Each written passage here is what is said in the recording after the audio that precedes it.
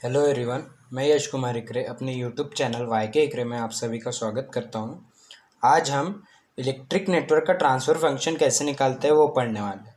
तो किसी भी इलेक्ट्रिक नेटवर्क का ट्रांसफ़र फंक्शन निकालने से पहले हमें कुछ रिजल्ट्स पता होना चाहिए, जैसे कि रेजिस्टर का एस डोमेन में क्या होता है, कैपेसिटर का एस डोमेन में क्या होता है और इंडक्टर का एस डोमेन में क्या होता है। तो रेजिस्टर का एस डोमेन में कन्वर्जन जो होता है वो आर रहता है, कैपेसिटर 1/CS से डिनोट किया जाता है और इंडक्टर LS से डिनोट किया जाता है। तो आज हम इस इलेक्ट्रिक नेटवर्क का ट्रांसफ़र फंक्शन निकालने वाले हैं। तो अगर आप इस चैनल पे नए हैं तो चैनल को सब्सक्राइब करें और वीडियो को लाइक करें। चलिए अब स्टार्ट करते हैं हम आज का ये वीडियो। तो सबसे पहले हम कुछ कंसिडरेशन कर लेते हैं इन दोनों के कॉम्बिनेशन को। ये दोनों पैरेलल कॉम्बिनेशन में है, तो इन दोनों के कॉम्बिनेशन को हम नाम दे देते हैं Z1। ठीक है, Z1 यानी इम्पिडेंस Z1। ठीक है, इन दोनों के कॉम्बिनेशन को हम नाम दे देते हैं Z2। इसको हम नाम दे देते हैं Z3 और इसके कॉम्बिनेशन को नाम दे देते हैं हम Z4। ठीक है, अब हम इन सब की एक एक करके वैल्यूज़ निकालने वाले हैं। ठीक है, तो स्टार्ट करते हैं हम इनकी वैल्यू निकालना एक एक करके। सबसे पहले हम Z1 की वैल्यू निकालते हैं। Z1 की वैल्यू निकालने के पहले हमें ये पता होना चाहिए इन दोनों का कॉम्बिनेशन कौन सा है। तो हमें यहाँ पे क्लियरली दिख रहा है कि इन दोनों का पैरेलल कॉम्बिनेशन है। तो पैरेलल कॉम्बिनेशन में Z1 की वैल्यू कैसे निकलेंगी, 1/Z1 equals to 1/R1 plus 1/R2। ठीक है, तो 1/R1 प्लस 1/R2।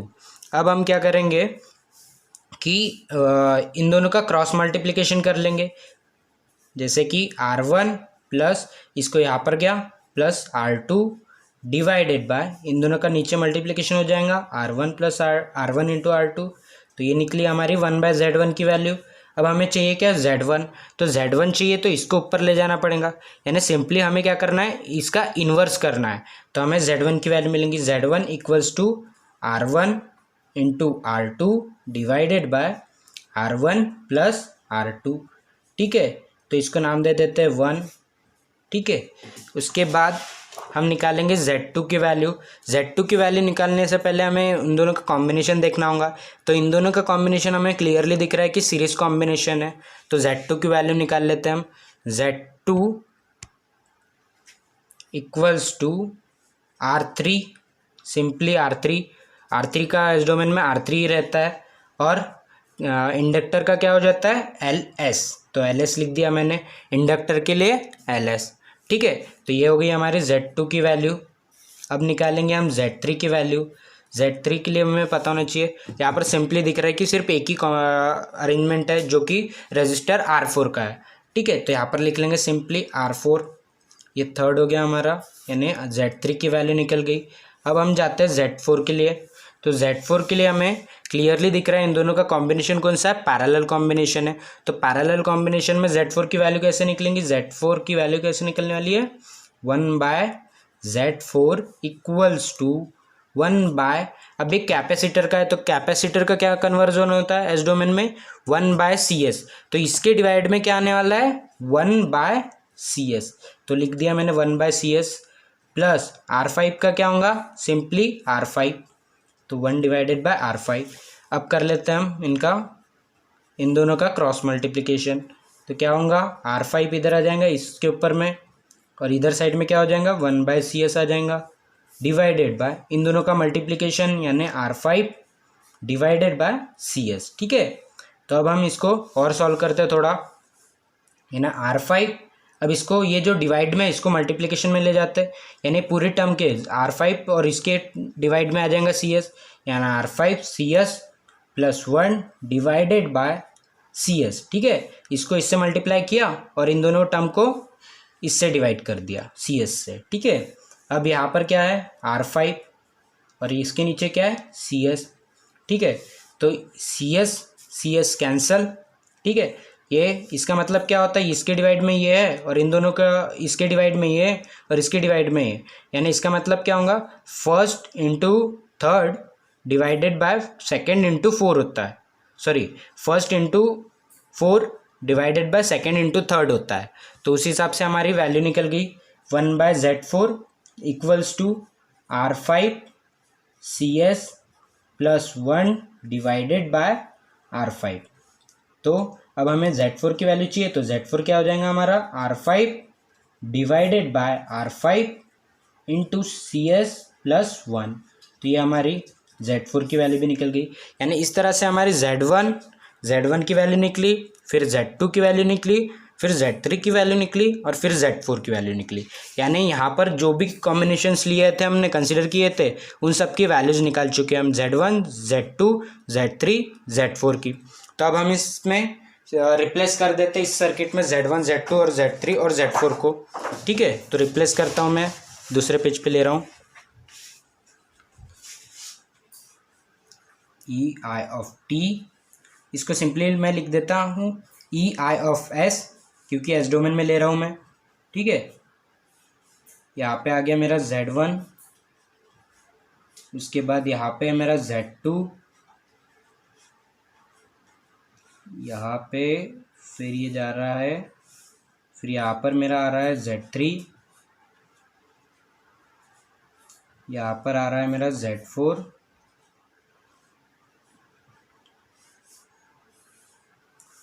यहाँ पर है मेरा E O of S. S domain में कर रहा हूँ मैं इसको convert, E O of S. ठीक है, तो ये बना लिया मैंने सर्किट। ठीक है, अब मैं इसको सॉल्व करता हूँ। तो हम सॉल्व करने के लिए लूप कंसीडर करेंगे। इसको लूप नंबर 1 नाम दे देता हूँ मैं, लूप 1, इसको लूप 2, इसको लूप 3। ठीक है, ये तीनों लूप मिल गए हमें। अब हमें पता होना चाहिए कि यहाँ पर जो वोल्टेज आने वाला है, यहाँ से जो वोल्टेज आने वाला है, वो इन दो पार्ट में सेम जाने वाला है। यानी सपोज टू भी यहाँ से जो वोल्टेज आ रहा है वो V1 है, वैसे तो ई आई ऑफ एस आने वाला है तो V1 है, तो यहाँ पर भी क्या जाएगा, V1 ही जाएगा, और यहाँ पर भी क्या जाएगा, V1 ही जाएगा, क्योंकि पैरेलल कॉम्बिनेशन में वोल्टेज सेम रहता है, करंट वैरी होता है। तो करंट जो आ रहा है हम कंसिडर करते हैं I1 है हमारा, तो यहाँ पर क्या होगा, सपोज यहाँ पर जो करंट आ रहा है मिल रहा है हमें वो I2 है। ठीक है, ये V1, ये जो वोल्टेज वाला कंसेप्ट है उसको आपको ध्यान में नहीं रखना है, बट ये करंट वाला कंसेप्ट को याद रखना पड़ेगा हमें। ठीक है, तो यहाँ पर E1 है, I1 है, सॉरी, यहाँ पर I2 मिल कंसिडर किया हमने। तो क्या होगा, यहाँ पर जो करंट आने वाला है वो इन दोनों का डिफरेंस रहेगा, यानी I1 माइनस I2। ठीक है, तो इस साइड जो करंट आ रहा है वो I1 माइनस I2 है, इधर साइड का I2 है। अब यहाँ पर क्या होगा, यहाँ पर भी वोल्टेज सेम जाने वाला है, बट करंट का क्या होगा, यहाँ पर कोई कॉम्बिनेशन ना होने के कारण करंट जो है वो भी सेम ही रहेगा। यानी यहाँ पर जो आ रहा है करंट वो I2 है, तो यहाँ पर भी कौन सा आएगा, I2 ही मिलेगा हमें। तो अब हम एक एक लूप कंसिडर करते हैं। पहले लूप नंबर 1 कंसिडर करते हैं। तो लूप नंबर 1 के लिए क्या क्या, मैं एक एक अरेंजमेंट निकाल के दिखाता हूँ आपको। ठीक है, एक एक लूप, यानी यहाँ पर Z2 है मेरा, यहाँ पर ई आई ऑफ एस है, ये बन गया लूप नंबर 1। यहाँ पर कौन सा करंट आ रहा है, I1 आ रहा है मेरा, यहाँ पर क्या आ रहा है, I1 माइनस I2। तो इस हिसाब से अब मेरा जो वोल्टेज निकालना है, यानी इस तरफ का वोल्टेज, सॉरी, ये ई आई ऑफ एस इन दोनों के कॉम्बिनेशन के वोल्टेज के बराबर होना चाहिए। तो लिख लेते हैं हम ई आई ऑफ एस इक्वल्स टू, इन दोनों का वोल्टेज का कॉम्बिनेशन कैसे निकलेगा, I1 into Z1, I1 Z1 plus इसका करंट क्या है, यहाँ पर आने वाला current I1 minus I2 into ये इसका इम्पिडेंस Z2। ठीक है, तो ये हो गया। इसके बाद हम क्या करते हैं, इसमें से I1 दिख रहा है हमें कॉमन है, तो I1 निकाल लेते हैं, I1 वाली टर्म सेपरेट कर लेते हैं और I2 वाली अलग कर लेते हैं। यानी I1 into Z1, I1 into Z2, I1 into Z1, I1 into Z2। अब बची क्या, I2 वाली टर्म, तो I2 इंटू Z2। ये हमारा equation number suppose to be A दे देते इसको नाम, क्योंकि 1 2 3 4 हम दे चुके हैं पहले ही। फिर सेकेंड लूप कंसिडर कर लेते हैं हम। यहाँ पर दिख रहा है, मैं निकाल के दिखा रहा हूँ आपको सेकेंड लूप। ठीक है, यहाँ पर है हमारा Z3, यहाँ पर आ रहा है मेरा Z4, यहाँ पर दिख रहा है हमें Z2 और ये हो रहा है लूप कंप्लीट। ठीक है, ये लूप नंबर 2। और यहाँ पर आने वाला करंट भी लिख लेता हूँ साइमल्टेनियसली मैं, I1 माइनस I2। यहाँ पर आने वाला करंट क्या है, I2 है मेरे पास। यहाँ पर जो जा रहा है वो भी I2 है। तो इस हिसाब से यहाँ से क्या हो रहा है, इधर साइड आने वाला वोल्टेज और इधर साइड आने वाला वोल्टेज भी सेम रहेगा, जैसे कि यहाँ पर था वैसे यहाँ पर भी इधर साइड सॉरी हाँ यहाँ पर यहीं पे चालू है ना, हमारा सेकेंड ही लूप चालू है, तो इधर साइड आने वाला वोल्टेज और इधर साइड आने वाला वोल्टेज सेम रहेगा। तो दोनों तरफ के वोल्टेज को इक्वेट कर लेते हैं हम, यानी I1 minus I2 into Z2 equals to, यानी इसका हो गया वोल्टेज। अब इसका वोल्टेज इसके साथ इक्वेट करता है, यानी यहाँ पर कौन सा करंट है, I2 है, टर्म कौन सी है, Z3 है, प्लस यहाँ पर कौन सा करंट है, I2 है, टर्म कौन सी है, Z4 है। ठीक है, तो अब हम I1 वाली टर्म सेपरेट आउट कर लेते हैं और I2 वाली टर्म सेपरेट आउट कर लेते हैं, यानी I1 Z2 equals to I2 common निकाल लिया मैंने, I2 बची क्या, Z3 प्लस Z4 और इसको इधर साइड ले जाएंगे तो ये भी प्लस हो जाएगा और I2 तो कॉमन निकाला हुआ है, यानी Z2 बचेंगे यहाँ पर। ठीक है, तो इस हिसाब से I1 की वैल्यू क्या निकल रही है हमारी, I2 इंटू Z2 को पहले ले लिया मैंने, Z3 Z4 डिवाइडेड बाय ये वाला Z2। ठीक है, ये हमारा इक्वेशन नंबर बी हो गया। अब हम थर्ड लूप के लिए जाते हैं। ठीक है, थर्ड लूप निकालते हैं हम। तो थर्ड लूप देखते हैं क्या क्या है उसमें टर्म्स। यहाँ पर है Z4,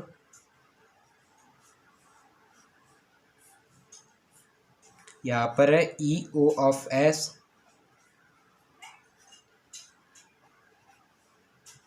सिंपली इतना ही है।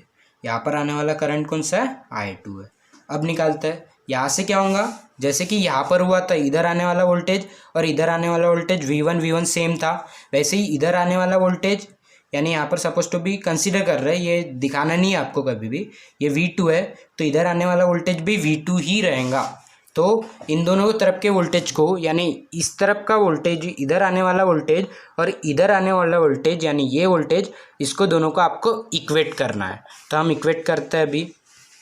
ठीक है, तो लेते हैं हम, यानी इस तरफ का वोल्टेज ले लेता हूँ सबसे पहले मैं, I2 into Z4 equals to इस तरफ का वोल्टेज यानी EO ऑफ S। ठीक है, अब मैं simply EO of S equals to I2 into Z4 ये लिख देता हूँ, यानी हमें तीसरा भी इक्वेशन मिल गया हमारा, A, फिर सेकंड इक्वेशन मिला B वाला और थर्ड मिला C वाला। अब इन तीनों इक्वेशन का यूज़ करके हमें ट्रांसफ़र फंक्शन निकालना है। तो ट्रांसफ़र फंक्शन का मतलब ही क्या होता है, ट्रांसफ़र फंक्शन बोले तो ट्रांसफ़र फंक्शन का मतलब होता है आउटपुट अपॉन इनपुट।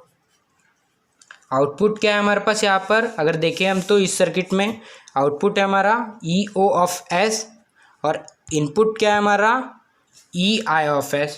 तो यहाँ पर लिख लेंगे हम EO of S upon EI of S, यानी निकालना क्या है अल्टीमेटली हमें EO of S upon EI of S निकालना है।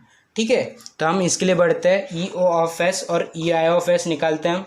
ठीक है, मैं स्टार्ट कर रहा हूँ अभी, नेक्स्ट स्टेप स्टार्ट करता हूँ। तो देखते हैं, पहले EO ऑफ S लिख लेता हूँ मैं, divided by EI of S। EO of S की वैल्यू निकाली हमने जो कि I2 इंटू Z4 है, दिख रही है हमें, थर्ड लूप से निकली थी जो। तो लिख लेता हूँ मैं I2 इंटू Z4। अब EI ऑफ S की वैल्यू क्या है, तो ये फर्स्ट लूप से मिली थी हमें जो कि I1 into Z1 plus Z2 minus I2 into Z2 है। ठीक है, तो लिख लेते हैं हम I1 into I1 into Z1 plus Z2 minus I2 into Z2। ठीक है, अब क्या करना है हमें, इसमें से ये जो I1 वाली टर्म है और I2 वाली टर्म है, यानी करंट वाली जो टर्म्स है उसको रिप्लेस करना है। तो ठीक है, तो I2 वाली टर्म की कोई वैल्यू नहीं है हमारे पास, सिर्फ I1 वाली टर्म की वैल्यू है जो कि I2 के टर्म्स में। तो I2 की टर्म्स में अगर I1 को रखते हैं हम इस इक्वेशन में, तो हमारा I1 और I2 अल्टीमेटली कैंसिल आउट हो जाएगा। तो लिख लेते हैं I two into z four divided by I one की वैल्यू क्या है हमारे पास, आई टू दिख रही है हमें, ठीक है, लिख रहा हूँ मैं I two into Z two plus Z three plus Z four divided by Z two, ठीक है। ये हो गई आई वन की वैल्यू, और उसके बाद आई टू फिर क्या है terms, Z one plus Z two minus I two into Z two, ठीक है। अब नेक्स्ट स्टेप करता हूँ मैं, ठीक है। तो यहाँ पर लिख लेता हूँ पहले एक बार अच्छे से, I two into z four divided by, यहाँ से अगर देखें तो यहाँ पर भी आई टू है, यहाँ पर भी आई टू है, तो आई टू कॉमन निकाल लेता हूँ, आई टू निकाल लिया मैंने, Z two plus Z three plus Z four divided by Z two into Z one plus Z two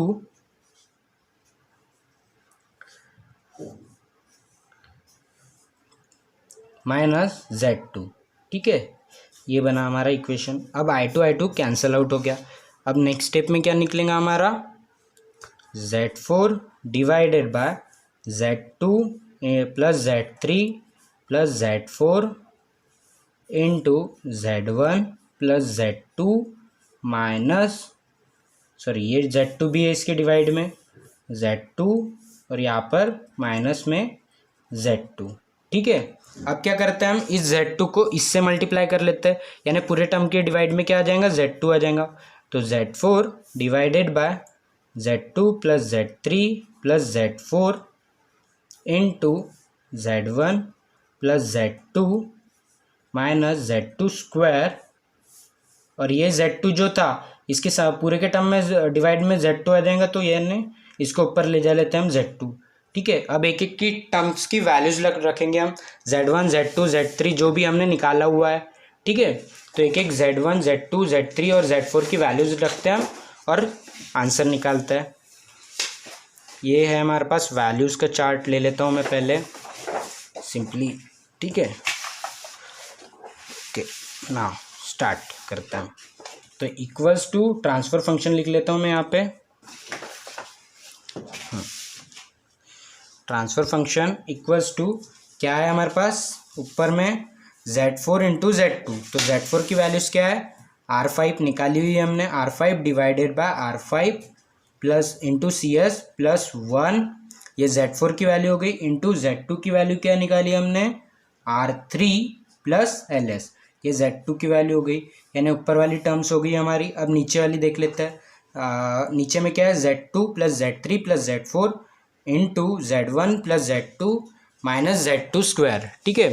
तो जेड टू जेड थ्री सबकी वैल्यूज़ लिख लेते हैं हम one by one, R three plus L S, sorry plus है Z three की है R four value है, जेड थ्री की वैल्यू आर फोर है, प्लस जेड फोर की वैल्यू है R five divided by R five C S plus one, ये हो गई जेड फोर की वैल्यू, इनटू में हमारे साथ उसके साथ जेड वन और जेड टू, तो जेड वन की वैल्यू है R one into R two divided by R one plus R two, ये जेड वन की वैल्यू है, और जेड टू की वैल्यू क्या है, R three plus L S, ये जेड टू की वैल्यू हो गई, और माइनस में है इसके जेड टू का स्क्वायर, यानी R three plus L S इसका पूरे ब्रैकेट का स्क्वायर।